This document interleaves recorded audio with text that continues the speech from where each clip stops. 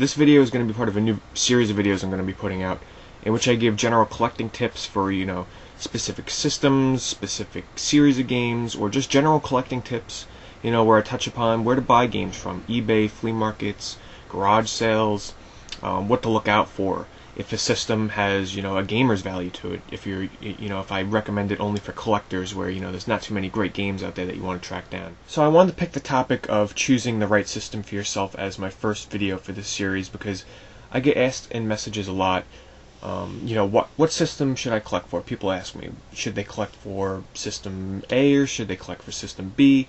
Should they go for a more current system? Should they go for a more retro system? So hopefully this video will help you decide, or at least aid you in making your decision.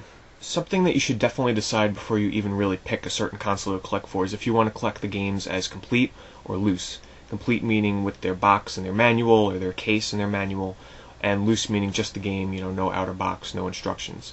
Now, collecting complete might look, much better on your shelf, and it might raise the value a lot, but you're going to have a lot harder time finding rare titles, and you're going to be spending a lot more money. As an example, say Final Fantasy VII on the PlayStation 1. If you buy that game with just the discs, it might only cost you $20, $25. But if you go to buy it complete, it might cost you $60, $65. Or Game Boy games are a good example. Their value, especially the ones from the original Game Boy, if you add a rare Game Boy game with its original box, cardboard box, and its manual, it can triple, double, quadruple the price. So it's up to you guys. If you have the money, if you want to go for the challenge of collecting complete, go for it. I would recommend doing it for disc-based systems, but cartridge-based systems, it's really up to you. You can go either way. So firstly, the most important thing about choosing a system that you want to collect for is you have to have a reason to collect for that system. Don't try to collect for a system because, the name sounds cool or something. It has to be something more personal, more significant. And I've got a couple of examples here from my systems, just as examples of why you might collect for that certain system. But don't pick a system unless you're really sure you want to put your own money into that system. Don't just say, oh, I want to collect for that system because, hey, Pete likes that system, I should collect for it. Don't do that, guys. Do your research, look into it first, make sure that it maybe has some games you want to get, or maybe you want to go collect for that system for a totally different reason. So let me just show you the examples I got here, and why you might want to collect for that system. Let's just say, for example, the Nintendo 64. Maybe you want to collect for the Nintendo 64 because not only does it have a great game library, but when you line the games up on your shelf, they look great together. N64 boxes are very stylish. You can display them on this side, so you have green boxes. You can display them on this side for blue. You can display them on the side for yellow. You can display them on the red side if you want to get a little bit more obscure and just have pictures. But N64 boxes look great when you put them next to one another. You can switch up the style a little bit, do some blue and green in there. The boxes look great to one another. There's a great game library. Why not collect for the N64? Maybe you're the type of person that wants some challenge in, the system you're going to collect for in terms of tracking down complete boxes. Maybe you'd want to go with the Game Boy. Tracking down Game Boy games, original Game Boy games in their boxes with the manuals is definitely not easy. It's, in my opinion, the original Game Boy is one of the hardest systems to collect for. The reason being that getting the games, even online, even on eBay, you're going to pay top dollar for some titles. This one, Final Fantasy Adventure, it's not, the rarest thing out there. I'm just using it as an example. But it's very hard, especially for any handheld games, except for the Nintendo DS that have cardboard boxes. Most kids, when they got these games, they took the game out, they put it in some kind of storage container, and they threw those boxes out. So if you're looking for some challenge, maybe go for the Game Boy. Maybe you're the type of person that you don't want to spend too much money, but you want to get a pretty large collection, get some great games in there. Maybe you want to go with something like the NES, the Nintendo Entertainment System. Not only the thing about the NES is there's two kinds of collectors, or three really. There's the type of collector that goes for cart only. There's the collector that goes for complete boxed, manual only. And then there's the person that goes for whatever the heck they can get, loose, manual, and cartridge, complete. But the great thing about the NES is there's a huge library of games, and most of the carts, like Kirby's Adventure here, you could probably get this for $8-10 maybe. A lot of the common games, $1, $2. Go to garage sales. There always tends to be Nintendo games at garage sales. You can go on eBay. You can get 50 original Nintendo games for under $50. I mean, you can't go wrong collecting for the NES if you're low on budget and you want a great large game collection with some great titles in there as well. Maybe you want to go a little bit more obscure and kind of get into a system that not too many people talk about, not too many people play. Maybe you'd want to go with the Jaguar. You know, Jaguar is one of those systems that's taken a lot of beatings over the years in terms of being not only for it advertising that it's a 64-bit system and the whole argument over whether it is or not, but a lot of people don't realize that the Jaguar has some great games on it, like Alien vs. Predator here. But if you're one of those people that kind of, like me, I like to collect for the, you know, kind of underdog systems, the Jaguar would be a great one to go with. In terms of getting games for it, you'll have to rely online, finding these games in the wild, especially with boxes and stuff. Very, very tough to do. But, you know, not a large library. The Jaguar doesn't have too many games, so it's very manageable. It has a good mix of rare and common titles, so that's a good one to go for. Maybe you're kind of the on-the-go collector and you want a system that's current, innovative. You know, you can easily go into the store and pick up some brand new games for it for a pretty affordable price. Maybe go with the DS. Tons of genres on it. It's, you know, it's the new hip thing now with gamers out there kind of just to, you know, get an RPG on the go or something. Games are affordable, brand new, they're $30.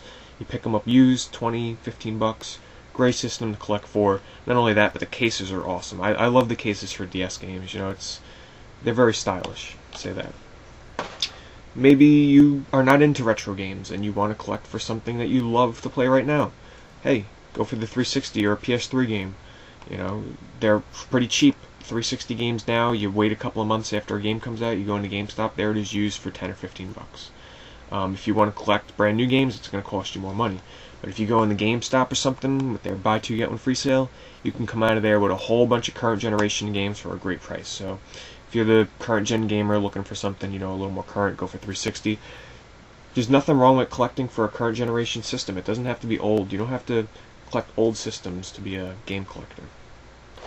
Maybe you're looking for more of an arcadey experience, go with the Dreamcast. Dreamcast has a ton of arcade games on it, like Power Stone here. Great system exclusive. You know, Dreamcast is a unique system in that when you see a game, you're like, that looks like a Dreamcast game, that plays like a Dreamcast game. Dreamcast, easy to come by, games are pretty affordable, not many rarities at all. Very good system to collect for. Maybe you're the type of person that goes for looks instead of gameplay, or another obscurity. Maybe you want to collect for the 3DO because the game boxes are just that damn cool. That's the main reason I got into collecting for the 3DO, is because I thought the game boxes are just so awesome. They're very elongated. For example, here's that 360 Left 4 Dead box again. So you can see here that 3DO boxes are very unique and they look great lined up on a shelf. There's all different styles, but this one here, you know, it's got this kind of fold-out design to it. But I love the style of the box, so hey, maybe you want to collect for a system because of the way the box looks. Maybe you want to go for a system that has a lot of, you know, one particular genre that you're into. Maybe go for the PlayStation 1, home to tons of awesome RPGs. You know, if you're into a certain genre, pick a system for yourself that, you know, has a lot of that genre on it. If you're in the RPGs, you probably don't want to collect for the Nintendo 64. If you're into, you know, I don't know, fighting games, you might not want to collect for the 3DO because it has a couple of fighting games and most of them aren't that good. So collect for a system that has a genre that you like. Or maybe you're the type of person that's just trying to, you know, relive your childhood. Maybe you played games as a kid and now you want to come back and kind of relive it all. Maybe go for the Genesis, the Super Nintendo. You know, you played Sonic 10 years ago, hey, you loved it, try collecting for the Genesis. If you love Super Mario World, try collecting for the Super Nintendo. Collecting for a system for nostalgic reasons is a perfect reason, you know, that's fine. I know a couple of people on YouTube that do that and they really enjoy it. So there's just a couple of examples of why you might pick a certain system, why to go for that certain system, and now maybe you'll have a little bit of a better understanding as to maybe why you want to collect for that certain system you're looking into. Alright, so now let's just say that you've chosen the console you want to collect for, you're dead set on it, and you're ready to start. So where do you get started with the games? There's two different ways you can go about it. There's buying a huge big bulk lot of games, like going on eBay or going to a garage sale or trading with a friend and getting like 50 games, 60, 70 games all at once. You're probably going to put out quite a bit of cash for it, but you might save money in the end. You can either do it that way, get a huge collection right from the start. It might kind of motivate you to start saying, hey, I want to add some games to this collection.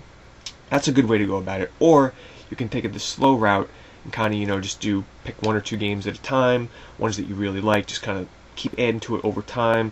Take your time. You can go either way. It's more of a personal preference.